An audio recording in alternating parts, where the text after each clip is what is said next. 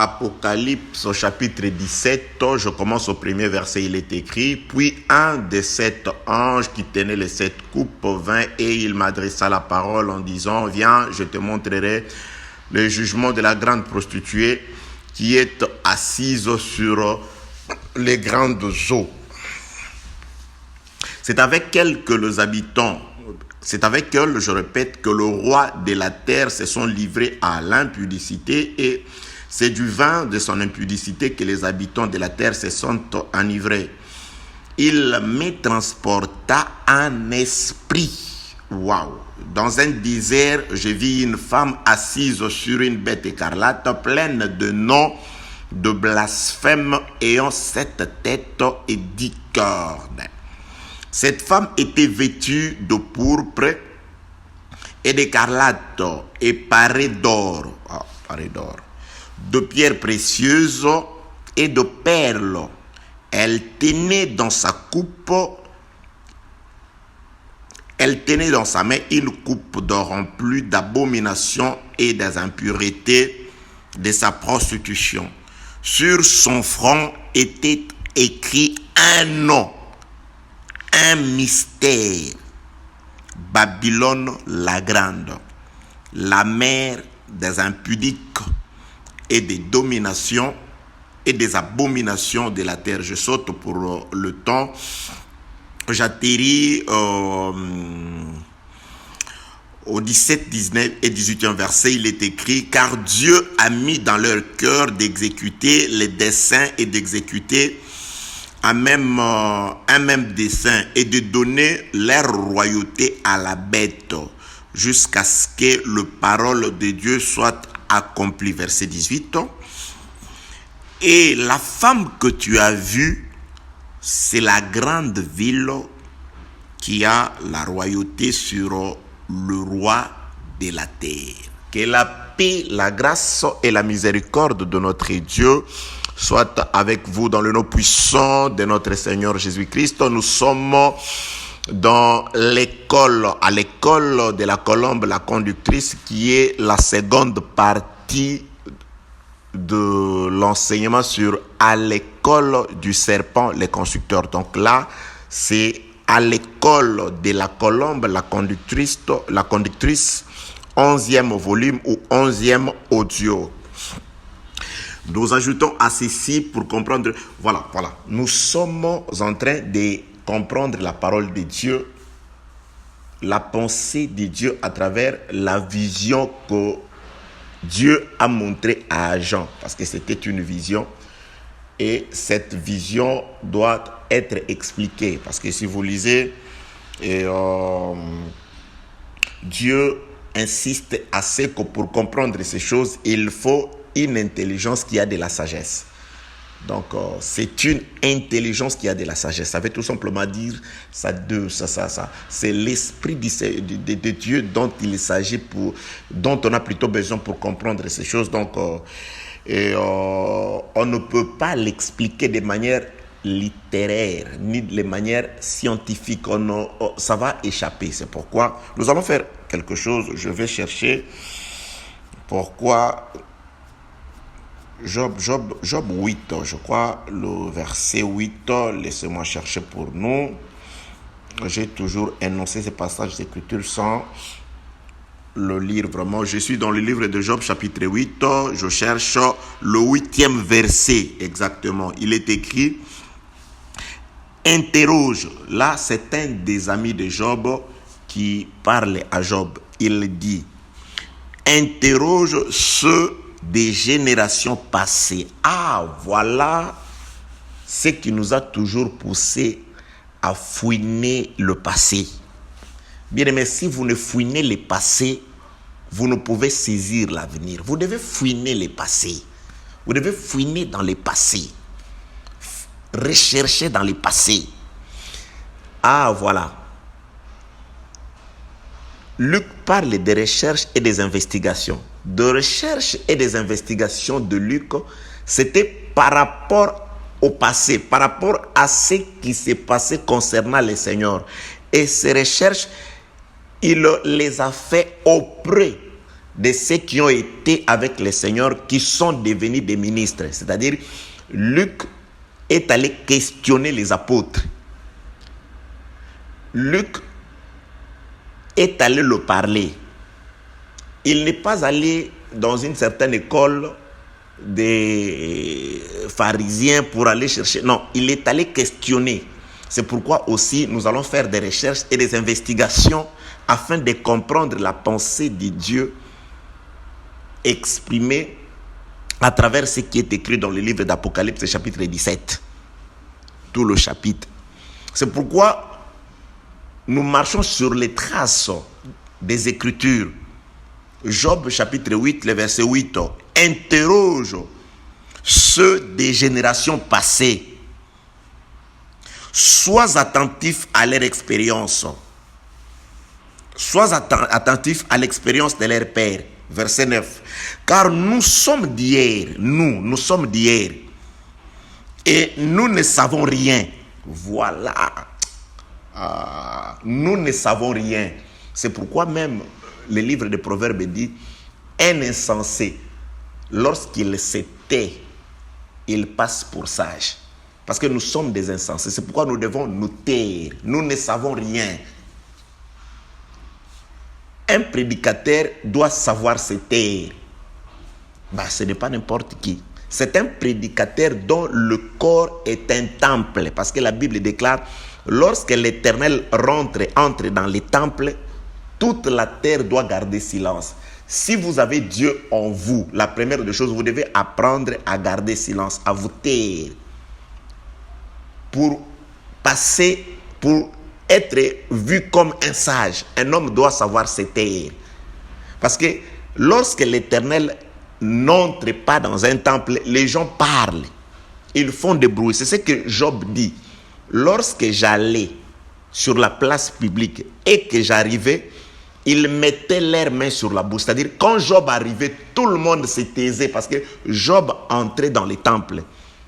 Lorsque les seigneurs, parce qu'à ce temps de la fin, l'Éternel est entré dans les temples. Dieu, après avoir parlé à plusieurs reprises et de plusieurs manières, par des prophètes, à ce temps de la fin, Dieu ne parle que par son Fils, par Jésus. Tout homme doit garder silence. Ça veut tout simplement dire, je ne dois pas parler. Je ne dois pas faire fonctionner ma pensée. On doit laisser l'Éternel parler. On doit faire parler les Écritures. C'est ce que le frère, un des amis de Job, dit ici. Car nous sommes d'hier et nous ne savons rien. Nos jours sur la terre ne sont qu'une ombre. Verset 10. Ils t'instruiront. Voilà l'instruction. Il faut aller fouiner dans les passés. Il faut aller fouiner. Il faut les interroger. Oui, Jean, tu nous as dit, Apocalypse chapitre 17, une femme. Mais pour comprendre, tellement que nous ne sommes pas intelligents, nous de cette génération, nous devons fouiner dans les passés. Nous devons les interroger. La Bible déclare, ils t'instruiront, ils te parleront. Ah bon? Ceux des générations, ils te parleront et ils tireront de leur cœur ces sentences. Donc, il faut fouiner dans les passés. C'est ça, ce que Dieu nous a donné. Puisque Dieu ne ramène que ce qui est passé. Dieu ne fait plus rien de nouveau sous le soleil. Ce que nous vivons a déjà été. Ce qui sera a déjà été. C'est-à-dire, le coffre-fort, il faut aller ouvrir. Parce que il y a dans l'arche de l'alliance un bol dans lequel il y a la manne. Mais c'est quoi ça? Ah, ok, voilà. Qu'est-ce que c'est ça? Ah, ça, la manne. Mais vous ne savez pas, Dieu a donné le pain. Oui, ça c'est la preuve que le pain est descendu du ciel. Ah, où est la preuve? Mais il faut ouvrir l'arche. Il faut ouvrir l'arche. Lorsque vous ouvrez l'arche, vous trouvez, ah mais ça c'est quoi? Ben ça c'est la preuve que Dieu peut donner à manger, que le pain qu'ils ont mangé descendu du ciel. Ah bon? Oui, c'est ça la preuve. Il faut aller ouvrir l'arche, fouiner dans l'arche.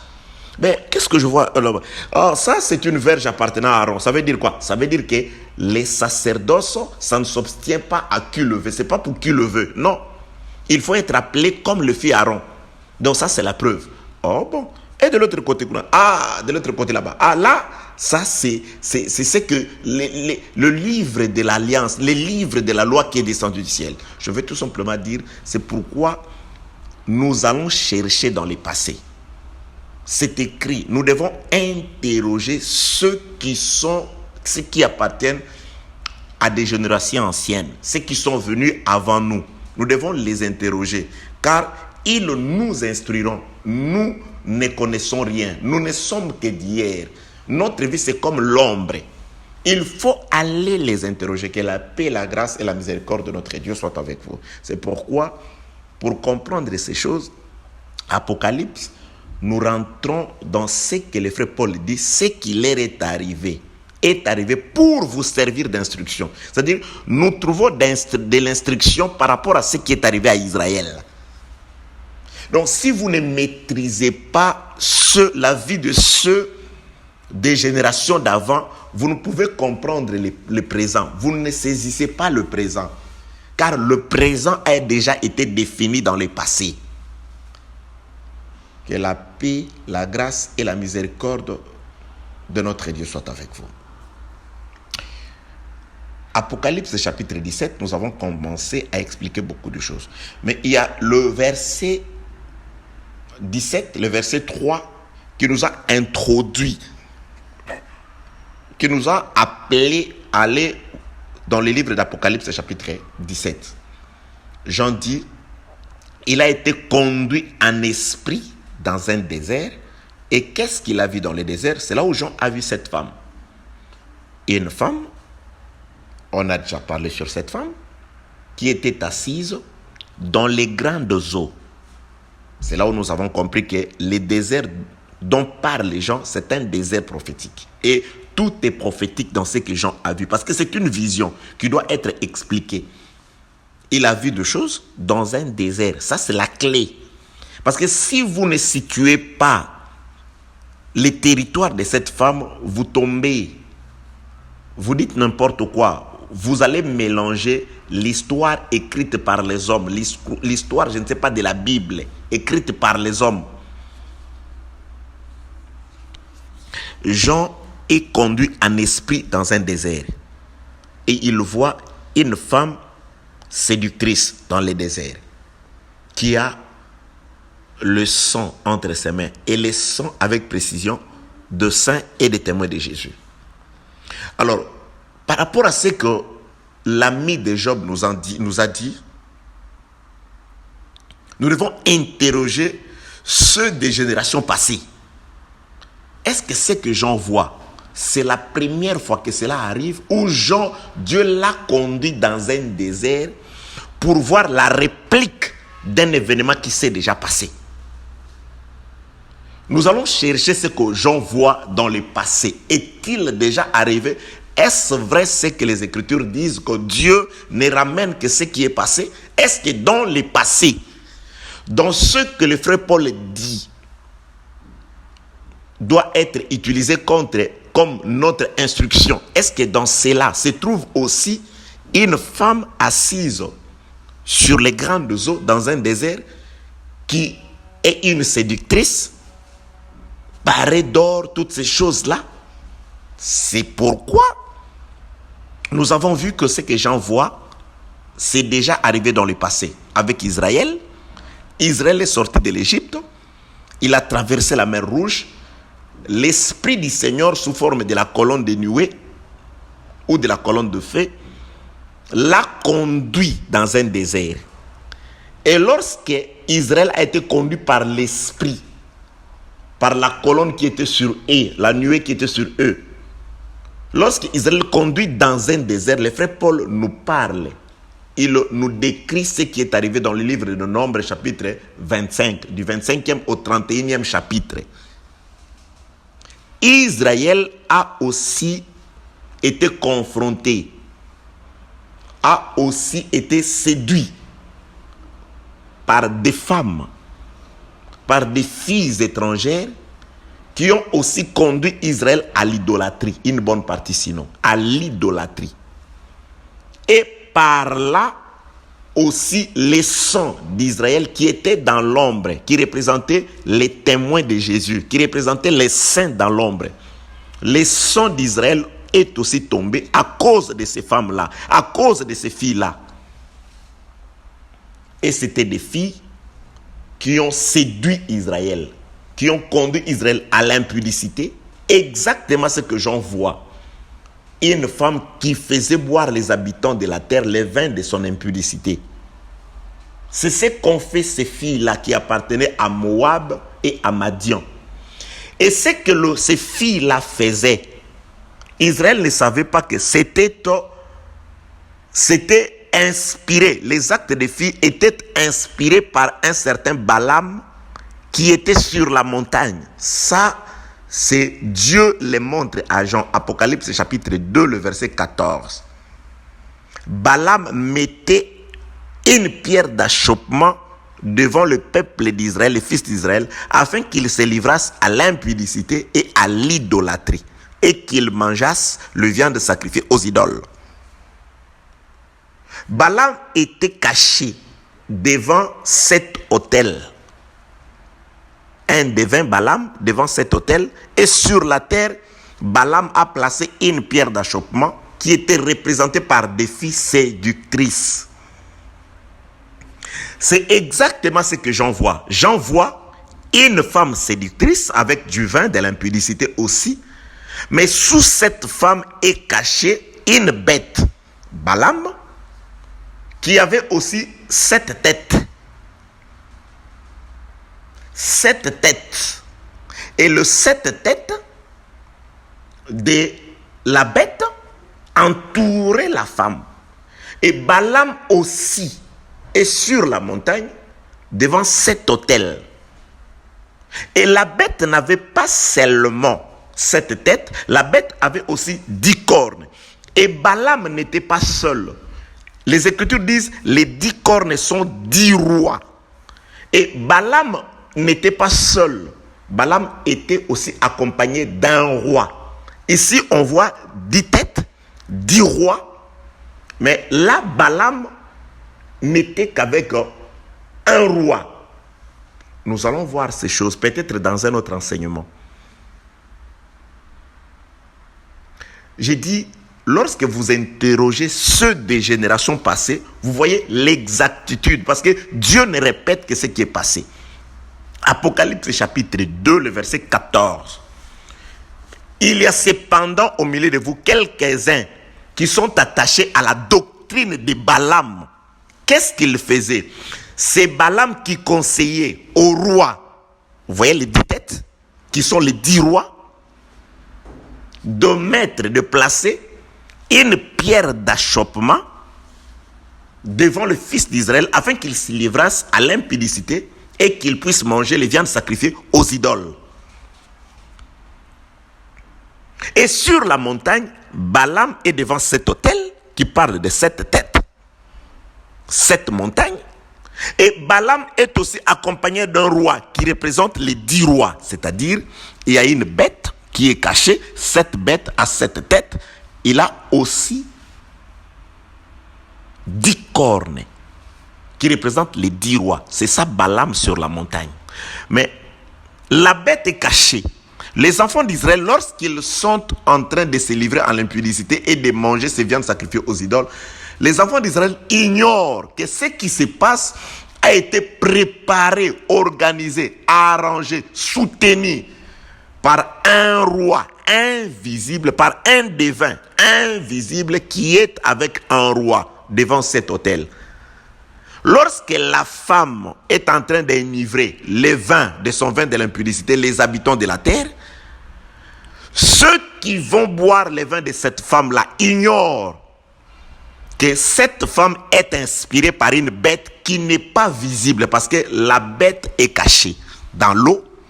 Et cette bête a 7 cornes, 7 têtes plutôt, et 10 cornes.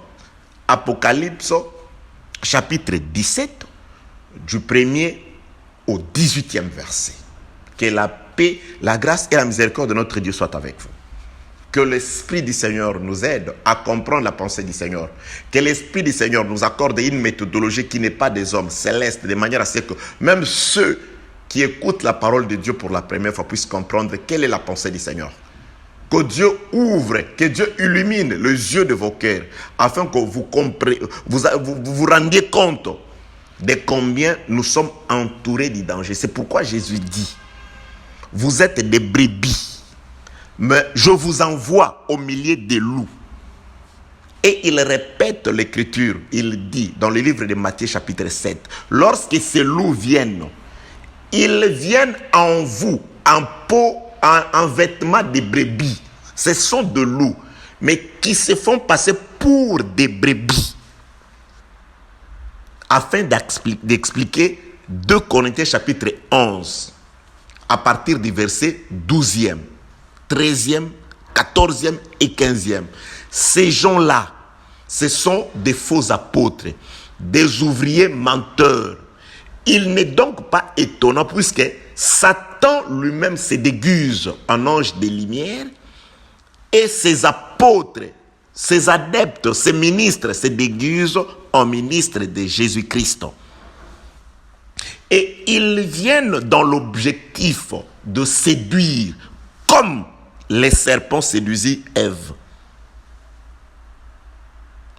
Le serpent a séduit Ève et de nos jours, le serpent travaille sous forme des serpents au pluriel. C'est pourquoi Jésus-Christ dit, je vous donne l'autorité de marcher sur les serpents au pluriel. Il y a eu un serpent et ce serpent est caché.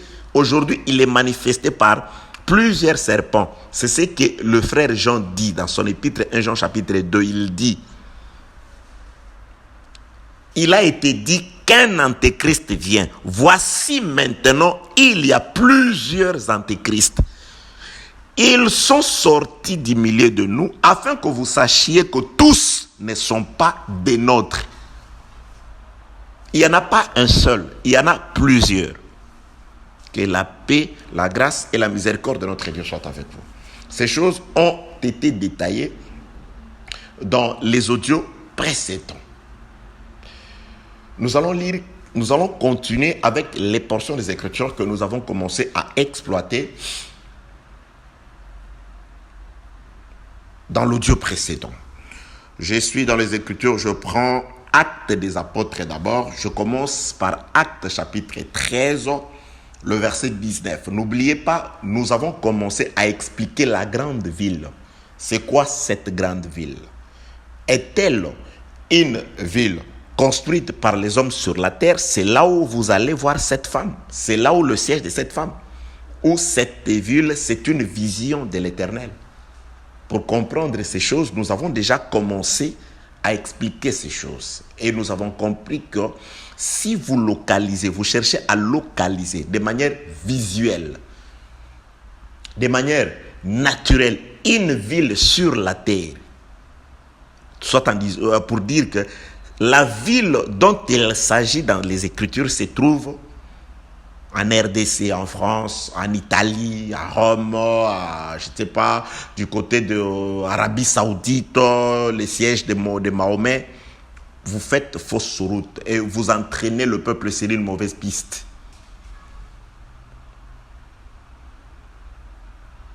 Comme quelque part, il y avait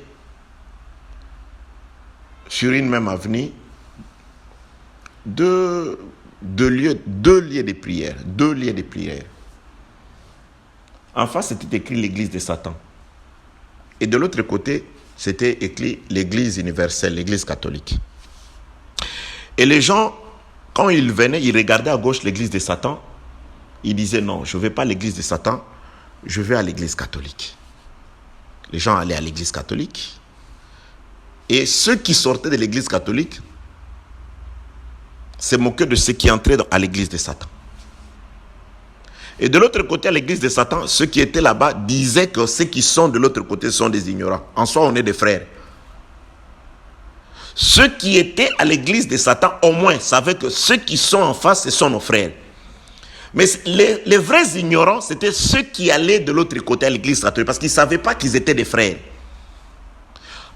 L'église de Satan, c'était un panneau indicateur du diable pour dire aux gens, je suis trop visible, allez là-bas. Parce que là-bas, c'est un déguisement. Donc, c'était juste une fausse piste. C'était pour montrer la voie. Ne venez pas ici, allez là-bas. Parce que si on écrit Satan, beaucoup de gens croient qu'il y a quand même des gens qui iront. Mais beaucoup de gens, vraiment, non, je ne vais pas là-bas. Mais il suffit juste que celui qui a écrit Satan, l'église de Satan, change juste de nom. Mais à l'intérieur, il peut tout faire. Mais l'homme se réfère juste au nom qui est à l'extérieur. Il dit non, à l'extérieur, c'est déjà écrit l'église des saints, église de Jésus, église de Christ, église de Dieu, église de salut des âmes et consorts. Il y entre, sans tenir compte de ce qui se passe. Or, ce qui définit une église de Dieu, ce n'est pas ce qui est écrit à l'extérieur, mais c'est ce qui se fait à l'intérieur. Quoique ce qui est écrit à l'extérieur aussi compte. Mais ce n'est pas seulement parce que vous ne pouvez pas être dans l'église du Seigneur si déjà on écrit à l'extérieur l'église de Dieu pour le salut des âmes dans la République démocratique d'Isaïr ou du Congo. Là déjà, l'appellation, c'est déjà une erreur. Vous ne pouvez pas espérer être sauvé si vous allez déjà quelque part où c'est écrit tabernacle. Vous allez adorer dans un tabernacle. On prend l'église du Seigneur, on la nomme tabernacle. Que la paix, la grâce et la miséricorde de notre Dieu soient avec vous. Nous sommes en train de vouloir comprendre cette ville dans une démarche des Écritures, en interrogeant ceux des générations passées. Actes des apôtres. Là, c'est le frère Paul qui est en train de discourir. Il dit, Dieu, c'est-à-dire Dieu ayant détruit cette nation au pays de Canaan, il leur en accordant les territoires comme propriété. Ici, le frère Paul donne une vision globale de ce qui s'était passé. Le frère Paul dit, avant que Israël ne possédât la terre promise, Dieu lui-même a détruit cette nation, un pays. C'est ce que j'avais commencé d'expliquer. La promesse a été donnée à Abraham de posséder Canaan. Je t'accorderai la terre de Canaan. Le pays, c'est le pays de Canaan. C'est ce que le frère Paul dit ici. Un pays, mais à l'intérieur avec 7 nations. Ici, le frère Paul explique, il dit, Dieu a détruit cette nation pour leur accorder ces pays comme propriété. Ça, c'est ce qui s'est passé réellement. Dieu devait détruire cette nation. Il a détruit cette nation et il leur a accordé Canaan comme propriété. Mais dans la pratique, effectivement dans la pratique, lisons les Écritures. Je m'en vais lire dans le livre de Deutéronome chapitre 7, verset 1er. Écoutez ce que les Écritures disent. Lorsque l'Éternel, ton Dieu, t'aura fait entrer dans les pays dont tu vas prendre possession. Dans les pays dont tu vas prendre possession. Ici, Moïse est en train de confirmer ce que frère Paul a dit. Lorsque l'Éternel, ton Dieu, t'aura fait entrer dans les pays dont tu vas prendre possession et qu'il chassera devant toi beaucoup de nations, les Essiens, les Girgasiens, les Amoréens, les Cananéens, les Phérésiens, les Éviens, les Jébusiens, 7 nations plus nombreuses et plus puissantes que toi. Ici, Moïse confirme que l'Éternel Dieu te donnera en possession un seul pays. Suivez très bien, je suis en train d'insister sur cette précision. Un pays, mais dans lequel il y a 7 nations. Un pays avec 7 nations. Et ici, l'Éternel Dieu va chasser. Lui, il va chasser les 7 nations afin de vous accorder les pays. C'est-à-dire, vous ne pouvez pas avoir le pays si Dieu ne chasse pas les 7 nations. Ces nations sont beaucoup plus nombreuses et beaucoup plus puissantes que vous. Vous ne saurez les combattre. C'est ce qui arrive aussi. Aucun homme n'est plus fort que les esprits impurs. Le diable, là je suis en train d'exhorter. Le diable n'a peur de personne sur la terre, à part le nom de celui qui l'a vaincu, le nom de Jésus. C'est pourquoi nous ne sommes forts que par le nom de Jésus, grâce à Jésus, par le Saint-Esprit, par Jésus-Christ. Tout ce que nous faisons, c'est par Jésus.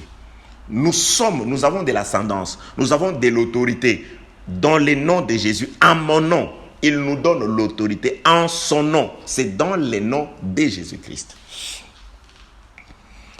Ici, je suis juste en train de pouvoir montrer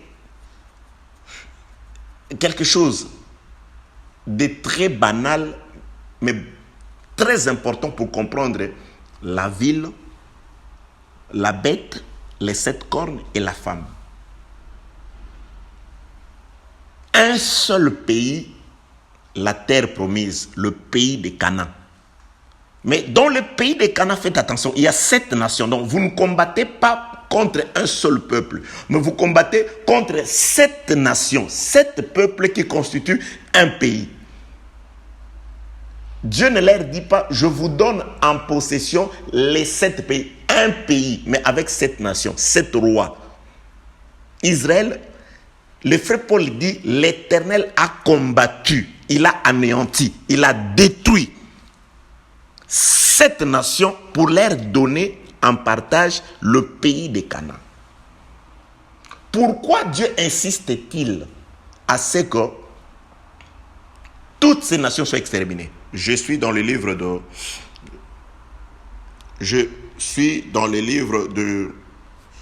Je cherche toujours, attendez, avant d'arriver à Exode, Nombre chapitre 33, verset 35. Dieu dit quelque chose. Mais si vous ne chassez pas devant vous les habitants du pays, ceux d'entre eux que vous laisserez seront comme des épines dans vos yeux et des aiguillons dans vos côtés, et ils seront vos ennemis. Et les pays où vous allez, dans les pays où vous allez vous établir. Dieu dit, ah voilà, c'est moi qui dois chasser ces nations. Mais sur la terre, vous serrez mes mains, mes pieds. C'est-à-dire, Dieu nous a toujours utilisés dans ces combats. Si Dieu veut guérir, il va utiliser un homme, il va utiliser un serviteur. C'est pourquoi Dieu se sert de l'homme pour manifester sa gloire. Il dit, c'est moi qui vais chasser, mais je vais vous utiliser. Vous devez vous y mettre pour chasser, pour expulser. Vous devez les chasser, vous devez les expulser. Ça, c'est ce que Dieu vous dit. Et le frère Paul parle par rapport à la pensée de Dieu. Il dit, il a exterminé parce que Dieu voulait que ces gens-là soient exterminés. Et il dit à Israël, vous devez les exterminer. Si vous ne les exterminez pas, ces gens que vous laisserez deviendront des épines et des filets pour vous dans ces pays que vous allez hériter. Que vous les chassiez ou pas, le pays vous l'aurez. Mais tellement que vous n'allez pas exterminer toutes les 7 nations, ces 7 nations deviendront des épines contre vous. Deviendront un filet et un piège contre vous. Oh, c'est compliqué. Mais comment le frère Paul dit que Dieu a chassé? Josué chapitre 23, le verset 13, il est écrit. Soyez certains que l'Éternel, votre Dieu, ne continuera pas à chasser ces nations devant vous.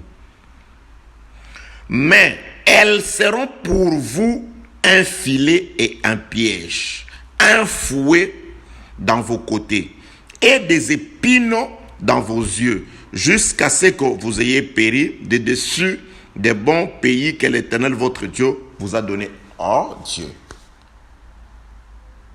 Donc, il faut que le peuple, ces nations soient chassées. Parce que tu as donné l'ordre qu'ils soient chassés. Et le peuple ne peut jamais chasser ces nations-là sans votre soutien, sans l'Esprit de Dieu. Mais maintenant, tu nous dis déjà que toi, tu ne continueras pas à les chasser, ces nations-là. Afin que ces nations deviennent un fouet, des épines, un piège et un filet contre le peuple jusqu'à ce que le peuple puisse tomber. Qu'est-ce que nous comprenons?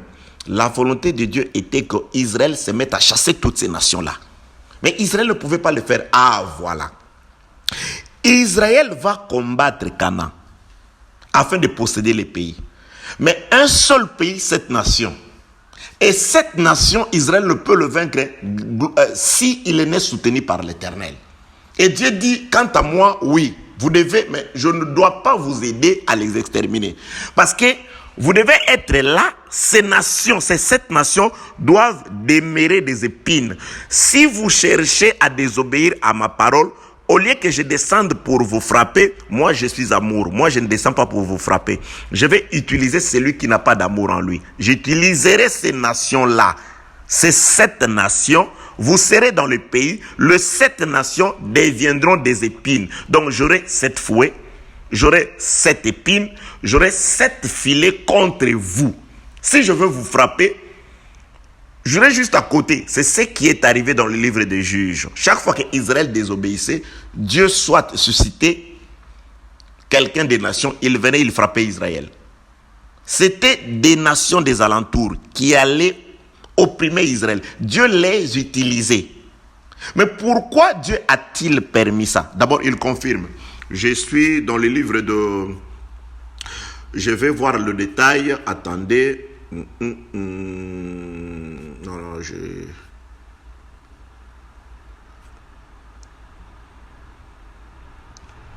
Exode chapitre 22, le verset 6.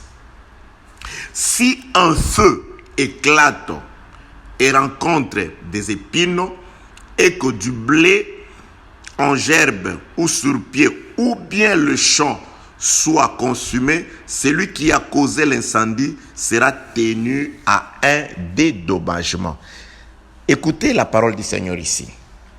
Dieu a déjà dit, les nations, les 7 nations, je ne veux pas les chasser toutes. Elles resteront là-bas comme des épines. Aujourd'hui, nous allons juste utiliser le mot épines. Les 7 nations sont comme des épines. Un pays, 7 nations. C'est comme des épines. Et ces épines-là vous piqueront. Dieu dit, je les utiliserai comme des nations, comme moyen de pression pour vous faire du mal si vous désobéissez à ma parole. Et ici, Moïse donne une loi. Il dit, si le feu éclate et rencontre des épines et que du bleu, c'est-à-dire un champ, vienne à être consommé, par quoi? Par un feu qui éclate. C'est quoi le feu? Je suis dans le livre de Psaume, chapitre 99, et plutôt 79. Psaume 79, 79, je lis le verset 4 et 5. Nous voulons d'abord comprendre les feux. Nous sommes devenus un objet, là c'est le fils d'Azaph qui chante, un Israélite. Nous sommes devenus un objet d'opprobre pour nos voisins, des moqueries et des risées pour ceux qui nous entourent. Jusqu'à quand, Éternel, t'irriteras-tu sans cesse et ta colère s'embrasera-t-elle comme les feux? Ici, le fils d'Azaph dit, nous sommes devenus un objet de moquerie. Pour qui? Pour nos voisins. Ah voilà. Le voisin domine maintenant sur Israël. Il domine sur Israël par rapport à la colère de l'Éternel. C'est ce que Asaph dit au verset 5. Jusqu'à quand, ô Éternel, tu irriteras-tu sans cesse et ta colère s'embrasera-t-elle comme le feu? Donc la colère de l'Éternel, c'est aussi un feu. Et la colère de l'Éternel ne peut pas atteindre Israël directement sans passer par le voisin. Ici, le frère Asaph explique que c'est par nos voisins que Dieu exprime sa colère. C'est pourquoi Moïse dit, si un feu éclate, c'est-à-dire si Dieu éclate sa colère contre Israël, et que le feu rencontre les épines, voilà. Les épines sont un élément accélérateur du feu. et que le feu, d'abord les feux, ensuite les épines, accélèrent. C'est comme de l'essence, c'est comme du carburant, un élément accélérateur. Le feu de l'Éternel rencontre les épines et qu'un champ soit consumé. Israël, c'est un champ de l'Éternel. Mais au milieu d'Israël, il dit, comme vous n'avez pas chassé toutes les nations, les 7 nations qui sont tout autour de vous, ce sont des épines. Donc ces épines-là, je m'en servirai pour vous frapper. Comment Dieu s'en sert-il? Il fait éclater le feu de sa colère. Le feu, les épines prennent le feu et à travers les feux des épines, le champ se retrouve être consumé. Israël est consumé aujourd'hui. Dieu a utilisé sa colère, mais ce sont les nations. C'était plutôt des nations qui amenaient Israël. Donc, lorsque Israël a été attaqué par les Ammonites, donc c'était le feu de l'Éternel, la colère de l'Éternel, qui a embrasé les épines et les épines consumaient les champs. Mais il y a un dédommagement. Je ne parle pas du dédommagement aujourd'hui. Celui qui doit dédommager, ce ne sont pas les épines. Les épines sont juste un élément accélérateur, mais c'est celui qui a allumé le feu. Or, le feu, c'est l'Éternel. C'est l'Éternel lui-même qui dédommagera les champs consumés. C'est lui-même qui viendra dédommager les champs. Mais le problème ici, je parle des épines. Et des épines, ce sont des nations. C'est par les nations que Dieu exprimait sa colère contre Israël. C'est par les nations que Dieu frappait Israël. Ça, c'était dans l'ombre. Maintenant, ramenons ces choses dans la réalité, dans ce que j'en vois. Qu'est-ce que j'en vois? J'en vois aussi une femme séductrice. Et cette femme-là est assise sur une bête qui a 7 têtes. Je ne parle d'abord que de 7 têtes. Et la Bible déclare, les 7 têtes suivez sont 7 montagnes sur laquelle la femme est assise. 17-18 Apocalypse, cette femme, c'est la grande ville qui a la royauté sur le roi de la terre. Je ne suis pas encore arrivé comment cette ville a la royauté sur les rois de la terre. Et qui sont les rois de la terre? Est-ce que quand on parle des rois de la terre, d'après la pensée des Écritures, on veut parler des présidents des républiques? Est-ce que le roi de la terre, d'après la pensée des Écritures, ce sont les présidents de la République? Les présidents des républiques qui reçoivent, selon les hommes, leur instruction de Rome? Je dis, prophétiquement parlant, ça, c'est la pensée de l'homme. C'est la vision de l'homme. Dans l'ombre, Josué juge plutôt chapitre 1er, du 1er au 2e verset. Nous allons lire. Juge chapitre 1er. Attendez. Juge chapitre 1er, je commence au 1er verset. Dans l'ombre toujours. Après la mort de Josué, les enfants d'Israël consultèrent l'Éternel en disant, qui de nous montera le premier contre les Cananéens pour les attaquer? Maintenant, on doit attaquer, on doit accomplir ce que le frère Paul voit. Il dit, Dieu a détruit cette nation pour leur accorder un pays, le pays des Canaan.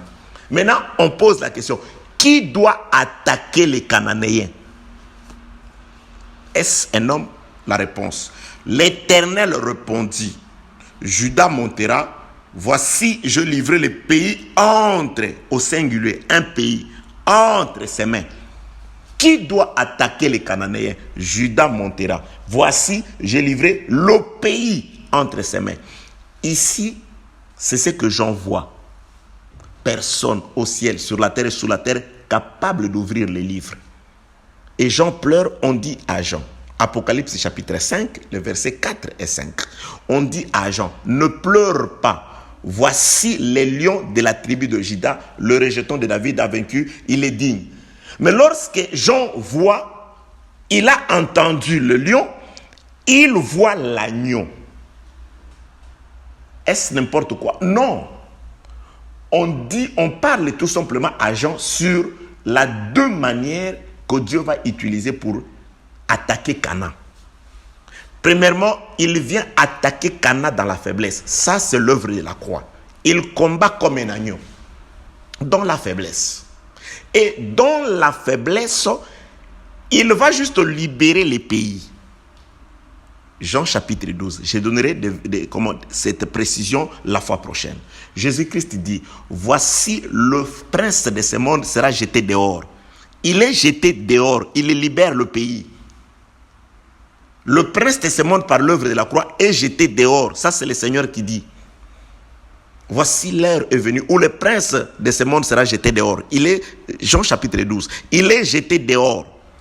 Il libère le pays. Judas vient libérer Canaan.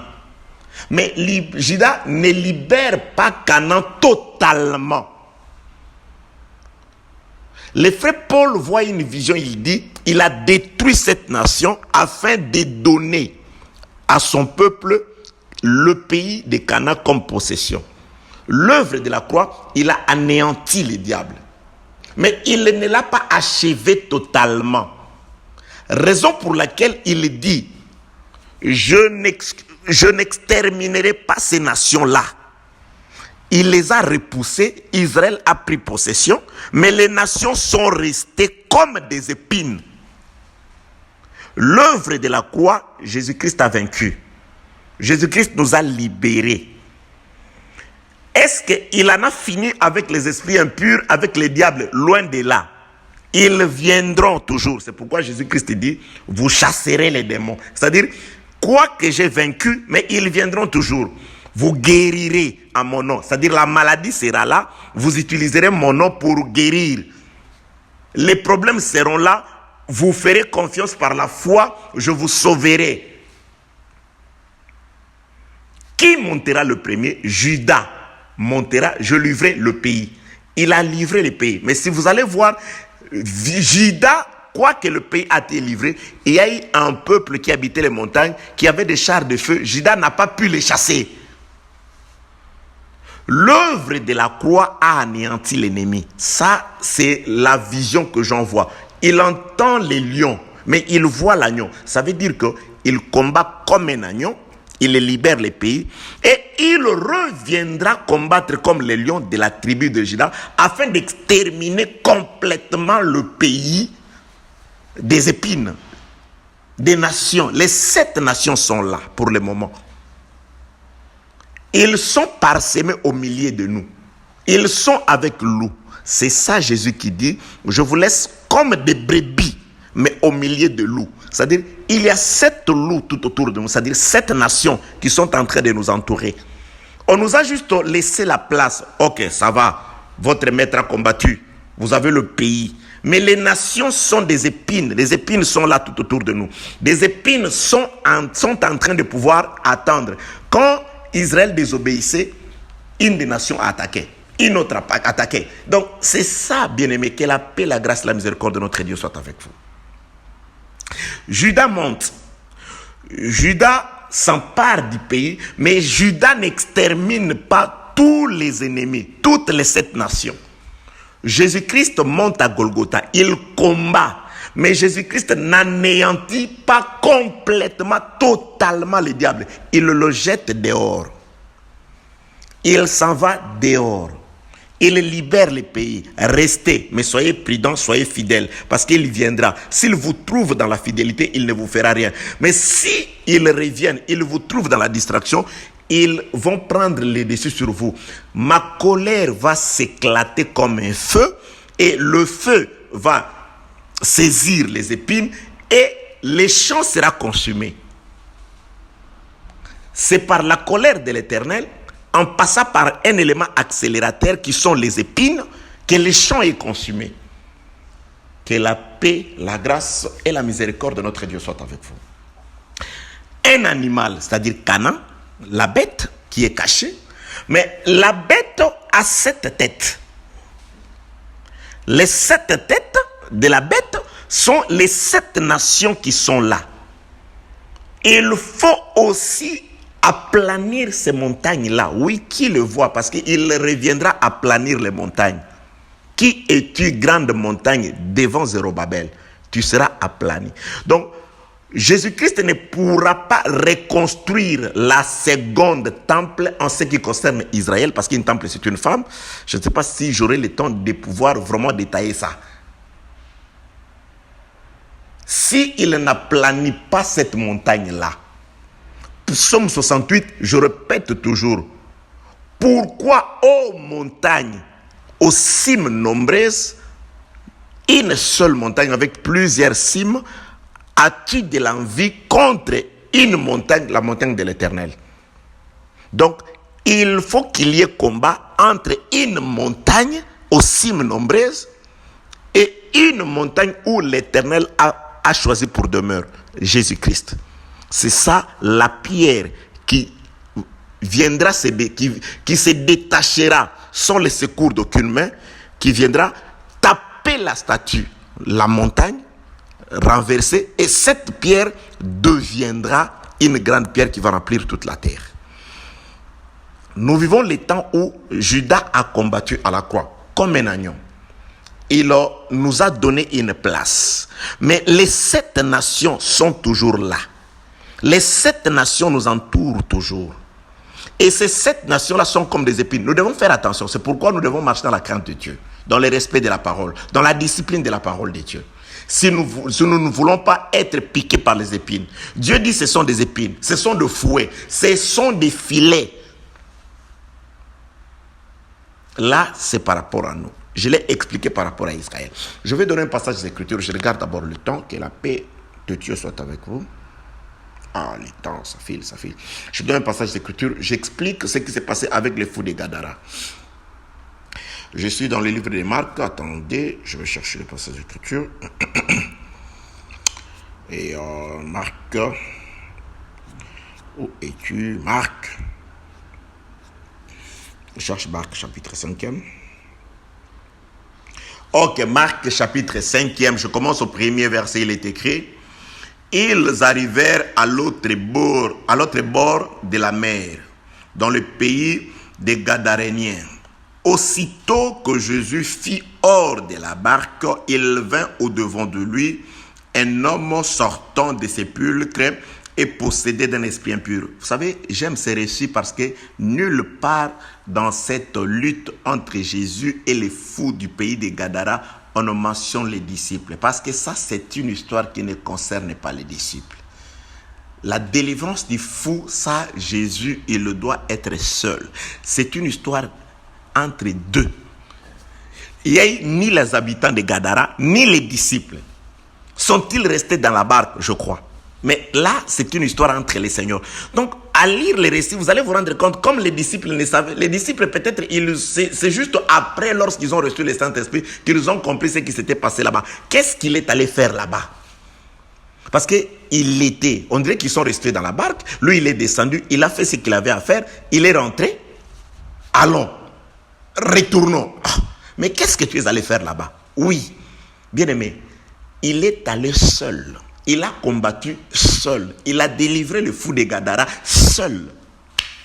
C'est pourquoi j'ai toujours dit, et je l'enseignerai un jour dans les audios, Noé a fait l'arche seul. Parce que la Bible déclare, Dieu dit à Noé, fais-toi une arche. Et à la fin, on dit, Noé fit exactement tout ce que Dieu lui avait dit. Dieu a employé le singulier. Fais-toi. Aucun des enfants de Noé ne l'a aidé. La parole de Dieu ne se serait pas accomplie exactement selon que Dieu lui avait dit. Dans le respect du fondement, Noé s'est fait l'arche seul. Les enfants de Noé, leurs femmes, la femme de Noé ont juste été appelés comme les animaux venaient entrer. Il a construit l'arche seul à la croix. Nous, il nous a juste appelés parce que nous avons de son sang, nous sommes ses enfants. Parce que nous sommes sa femme, nous recevons sa sémence. Parce que nous sommes les femmes de son fils, nous recevons la sémence de son fils, Jésus. Uniquement à cause de cela. À cause de cela. Le seul qui a trouvé grâce, c'était Noé. Les fabricants de l'arche, c'est Noé. Noé travaille en solitaire. Ici, Jésus, seul, il va trouver le fou de Gadara. Seul. Seul à seul. Une conversation entre Jésus et le fou de Gadara. La délivrance entre Jésus et le fou de Gadara. Je lis, je retourne dans les Écritures. Marc, chapitre 5, je commence au premier verset. Ils arrivèrent à l'autre bord de la mer, dans le pays des Gadaréniens. Aussitôt que Jésus fut hors de la barque, il vint devant lui un homme sortant des sépulcres et possédé d'un esprit impur. Il sortait d'où? De chez les morts. Des sépulcres, il habitait chez les morts. Cet homme avait sa demeure dans les sépulcres. Aïe, très important. Il habitait les sépulcres, cet homme-là. C'était un mort. Parce que qui habite les sépulcres, c'était un mort. Cet homme représentait toute l'humanité. La mort de toute l'humanité depuis Adam. Parce qu'il habitait les sépulcres. C'est-à-dire pour sauver l'humanité, pour délivrer. Donc Jésus-Christ est descendu seul. Écoutez très bien. Il sortit de la barque, seul. Et cet homme s'approche de Jésus. Cet homme avait sa demeure, le verset 3e, dans les sépulcres, et personne ne pouvait plus le lier, même avec une chaîne. Ça, c'est très prophétique. Personne ne pouvait lier. Ici, la personne, écoutez, qui est-ce que personne ne pouvait lier? Parce que dans le fou de Gadara, il y a deux choses. Il y a le fou et il y a celui qui est à l'intérieur. Jésus ne s'adresse pas au fou. Jésus s'adresse à celui qui vit dans le fou. C'est pourquoi parfois lorsque nous prêchons, nous ne nous adressons pas aux hommes. Parce que lorsque Jésus disait à Pierre, arrière de moi Satan, il ne voyait pas Pierre. Il voyait les pensées. C'est lui qui a parlé par Pierre. Il y a le fou, il y a l'esprit qui est dans le fou. Jésus-Christ, écoutez, verset 4. Car souvent, verset 3, cet homme avait sa demeure dans les sépulcres et personne ne pouvait plus les lier. Vous allez comprendre pourquoi personne ne pouvait plus lier. Qui est-ce qu'on ne pouvait pas lier? Et pourquoi? Et quand est-ce qu'on les liera? Ah voilà. S'il n'est pas lié, il n'y aura pas millénium. Donc avant millénium, il doit être lié. Mais avant, plutôt, c'est avant millénium, il va être lié. Mais avant Armageddon, personne ne peut les lier. Lier, nous lions. Mais vous liez, c'est impossible.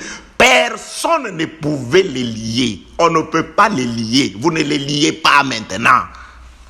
Personne ne pouvait les lier. Il habitait les sépulcres, c'était la mort. Le diable, c'est aussi la mort. C'est le dernier ennemi qui sera anéanti. La mort. La mort. Personne ne pouvait lier la mort. Personne ne pouvait lier la mort qui se manifestait par des troubles, qui faisait peur, qui faisait fuir, qui semait la terreur. Personne ne pouvait lier la mort.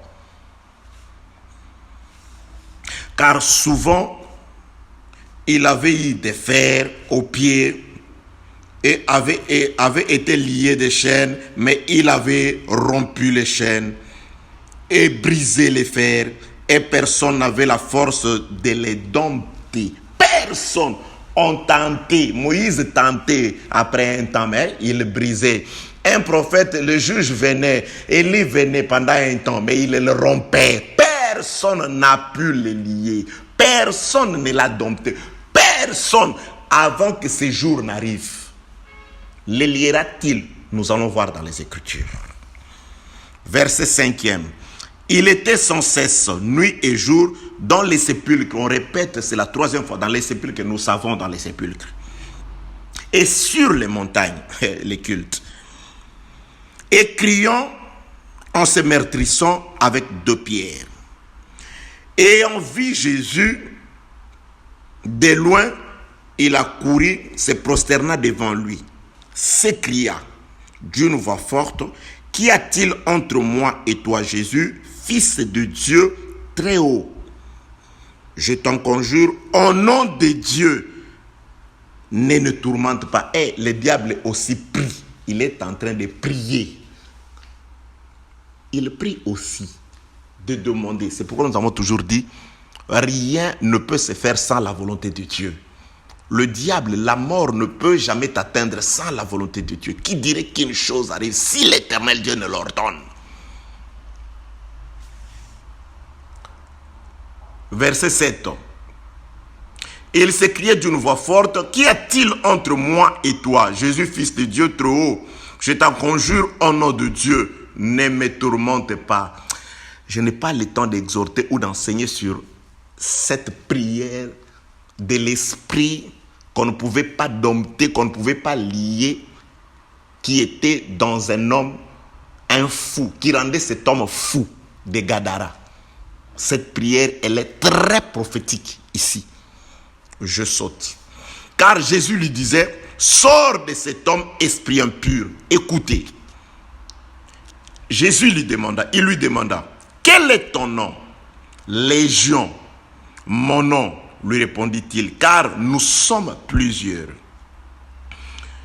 Et il le priait instamment de ne pas les envoyer hors du pays. C'est là où je rentre dans la guerre de Juda contre Canaan. On doit libérer Canaan, mais on ne doit pas envoyer les 7 nations. Dieu dit, je ne continuerai pas à exterminer ces nations. Ils doivent rester là comme des épines. Écoutez, l'esprit qui parle au nom d'une légion, de plusieurs impies, ne nous envoie pas hors du pays. Nous devons encore rester dans le pays, car nous avons le travail à faire. Mais nous allons servir quand même. Parce que toi-même, Jésus, tu as dit, lorsque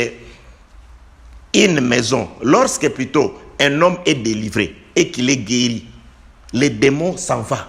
Mais quand il retourne, il voit que la maison a été balayée, elle est propre. Mais ce démon doit retourner. Et pas seul. Il doit aller chercher combien? 7 autres démons plus puissants que lui et revenir. Alors c'est pourquoi tu ne dois pas nous envoyer hors du pays. Donc Judas, quand il combat pour délivrer Canaan, un pays, l'Éternel ne permet pas que les 7 nations soient totalement envoyées hors des pays, exterminées. Israël, tu vas habiter, comme je l'ai dit, la promesse, mais ces nations doivent être là. C'est pourquoi ici, l'Esprit dit, ne nous envoie pas hors du pays. Raison pour laquelle aujourd'hui, tu peux souffrir des maux de tête. On prie pour toi, tu es guéri. Demain encore, ou après-demain, il y aura un problème avec la jambe. Il s'attaquera toujours à nous. C'est là aussi pour nous fortifier à demeurer dans la foi. C'est pourquoi la Bible déclare que Dieu a permis cela afin que les enfants d'Israël apprennent la guerre. L'homme doit toujours être prêt dans la guerre, dans la prière, la crainte de Dieu, la parole pour se préserver parce qu'ils ne sont pas hors du pays. Ils sont au milieu de nous, parmi nous. Verset 10. Il priait instamment de ne pas les envoyer hors du pays. Il y avait là, vers la montagne, un grand troupeau de pourceaux qui passait. Jésus-Christ a exaucé les démons. Un autre enseignement.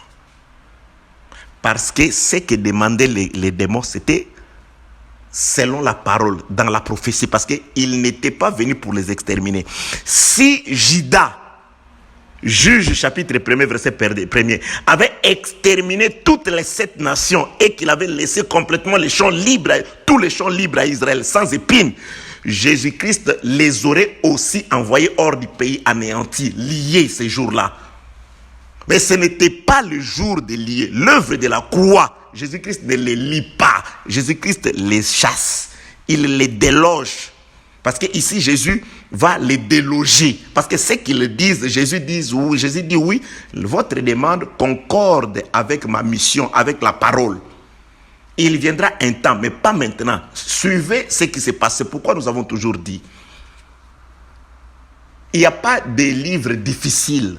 Vous lisez parfois Marc, vous croyez que oui, c'est bien de guérir les fous, mais il y a un enseignement ici, dans ce qui se passe. Que la paix, la grâce et la miséricorde de notre Dieu soient avec vous. Je suis dans le verset 11. Il y avait là, vers la montagne, un grand troupeau de pourceaux qui paissaient. Verset 12. Et les démons les prièrent, disant, envoie-nous dans ces pourceaux, afin que nous entrons en eux. Il leur permit, et les esprits impurs sortirent entrèrent dans le pourceau et le troupeau se précipita de pentes escarpées dans la mer. Pourquoi seulement dans la mer? Il y en avait environ 2000. Et ils se noyèrent dans la mer. Bien-aimés dans le Seigneur, tout est prophétique ici. Tout est prophétique ici. Comprenez, d'abord, les esprits étaient dans un seul corps, mais plusieurs esprits dans un seul corps qui habitaient les sépulcres, qui semaient la terreur que personne ne pouvait lier. Jésus-Christ, il va juste déloger un homme. Il va plutôt les déloger de ce corps-là. Il les déloge de ce corps, mais Jésus-Christ les envoie dans plusieurs corps. Les esprits sortent d'un seul corps, mais maintenant, les esprits sont dans plusieurs corps. Un antéchrist vient, maintenant il y en a plusieurs. Écoutez, un troupeau mais composé de 2000.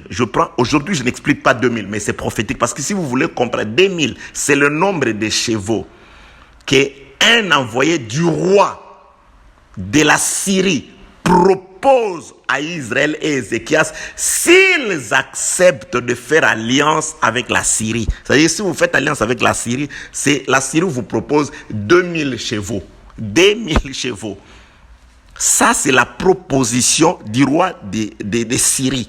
Or, le roi de Syrie, c'est le fleuve. Le roi de Syrie, c'est aussi les serpents. C'est les diables. Il vous propose 2000 chevaux. Si vous acceptez, Ézéchias, si vous acceptez, là, je suis dans le livre de Un roi, attendez-moi. Un roi, je vais chercher quand même,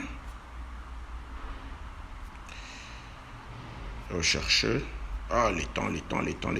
Pourtant, aujourd'hui, je me suis dit qu'il ne fallait pas que je répète trop. Je suis dans le livre de 2 Rois, chapitre 18. Et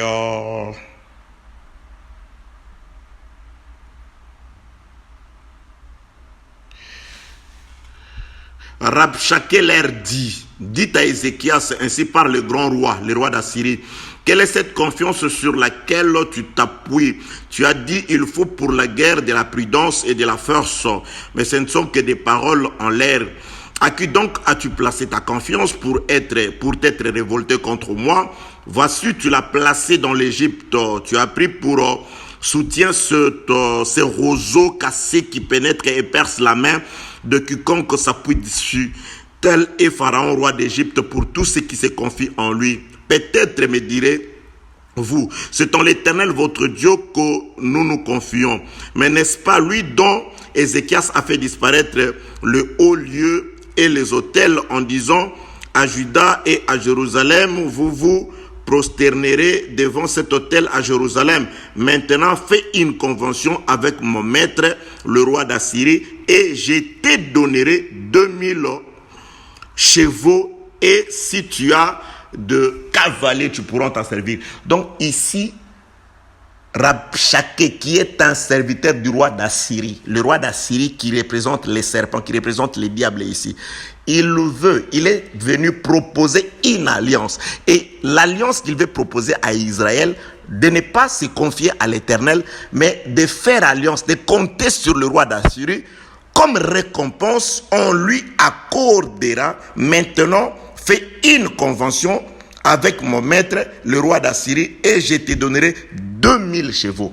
2000 chevaux, c'est ce qu'on donnera à Israël. C'est-à-dire, c'est un cadeau qui viendra du roi d'Assyrie si Ézéchias consent à ne pas se confier à l'Éternel, mais à se confier plutôt au roi d'Assyrie.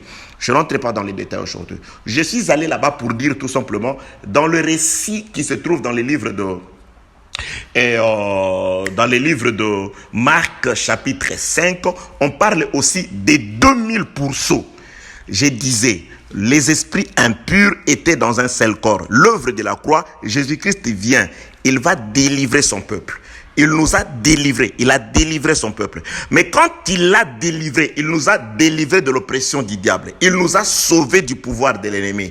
Il nous a arrachés de la mort. Il nous a arrachés du péché. Il nous a arrachés, nous étions à la merci du diable. Il nous a délivrés délivrés.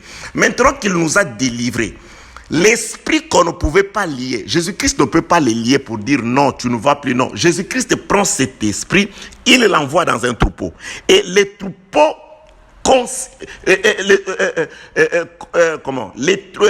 constitués par 2000 pourceaux. Mais c'est quoi un pourceau? Proverbe, c'est quoi un pourceau? C'est quoi un pourceau? Proverbe, tu m'as toujours dit, tu as donné. Proverbe, un pourceau. Attendez, on cherche la Bible des Proverbes.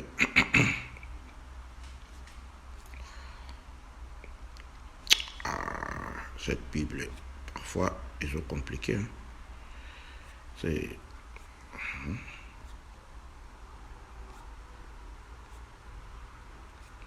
Attendez, c'est vrai. On a largement dépensé le temps. Ok, je suis dans le livre des Proverbes, chapitre 11, verset 22, il est écrit « Un anneau d'or au nez d'un pourceau, c'est une femme belle et dépourvue d'essence. » Un anneau d'or dans les nœuds plutôt, d'un pourceau, c'est une femme belle et dépourvue d'essence. Ici, on présente un pourceau, un cochon, avec un anneau d'or. C'est une femme belle, mais dépourvue d'essence. Or, la séductrice, Apocalypse chapitre 19, lorsque Jean voit dans le désert cette femme, Jean la voit aussi, elle est parée d'or. Or, cette femme, c'est aussi une femme brillante, parce qu'elle est jolie, parce qu'elle est parée de pierres précieuses et d'or, mais elle est dépourvue d'essence. C'est une tueuse, c'est une femme qui assassine, parce qu'elle a les sangs des témoins de Jésus et les sangs des saints. Vous voyez, ici, on compare le pourceau avec une femme belle, mais dépourvue d'essence, qui a un anneau d'or au nez. Or, la femme de l'Apocalypse chapitre 17 aussi, c'est une femme parée d'or. Elle a aussi de l'or. Donc, cette femme, c'est aussi un troupeau de pourceaux. C'est un troupeau de pourceaux. Donc, qu'est-ce qui se passe? Aujourd'hui, les esprits impurs qu'on ne pouvait lier, le diable est dans une femme. Et cette femme-là, c'est un troupeau de pourceaux qui est constitué de plusieurs pourceaux. De plusieurs pourceaux. Un troupeau égale plusieurs pourceaux. C'est une seule femme dépourvue d'essence. Mais regardez la direction que doivent prendre les pourceaux. Les pourceaux vont dans la mer.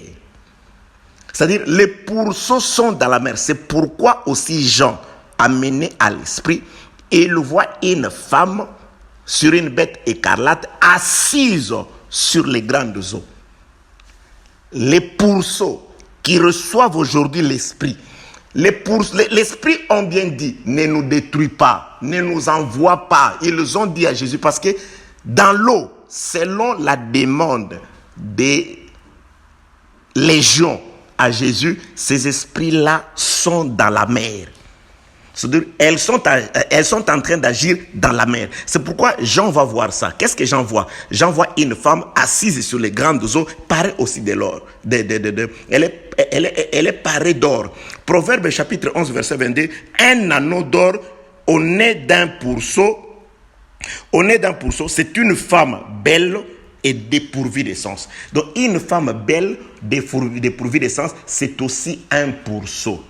Donc, il y a plusieurs femmes. C'est pourquoi dans le désert, Israël n'a pas été attaqué par une seule femme, mais Israël a été attaqué par plusieurs femmes qui ont séduit. Aujourd'hui, il y a une femme, mais cette femme-là est manifestée par cette corne. Il y en a plusieurs nations. Il y a un antéchrist, mais il y en a aujourd'hui plusieurs parce que lui-même est en train de se cacher sous la femme. Que la paix, la grâce et la miséricorde de Dieu soient avec vous au nom de Jésus-Christ.